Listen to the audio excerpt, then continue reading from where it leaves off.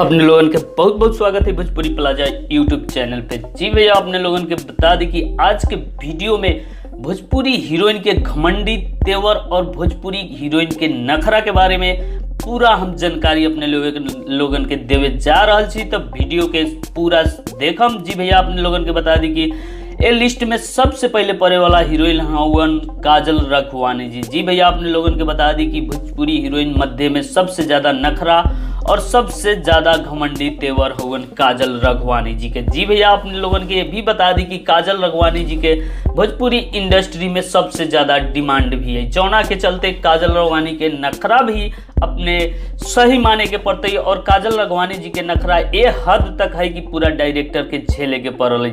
काजल रघवानी जी के हिसाब से पूरा मेकअप के से लेके पूरा ड्रेसिंग और पूरा शूटिंग के लोकेशन बहुत सारा चीज पर काजल रघवानी जी अपन डिसीजन देवल। ओ हिसाब से डायरेक्टर के भी मजबूर होए के पड़ल और हीरोइन के बात तो मान ही के पड़ी। तो जी भैया, अपने लोगन के बता दी कि काजल रघवानी जी के मेन चहेता जीवारन से खेसारी लाल जी बारन और खेसारी लाल जी और काजल रघवानी जी के जोड़ी के जबरदस्त जोड़ी मानल जाला भोजपुरी इंडस्ट्री में। और काजल रघवानी जी खुद अपने बलबूता पर भोजपुरी इंडस्ट्री में बहुत ही अच्छा कदम जमैले हुवन और इनकर नखरा तक काफी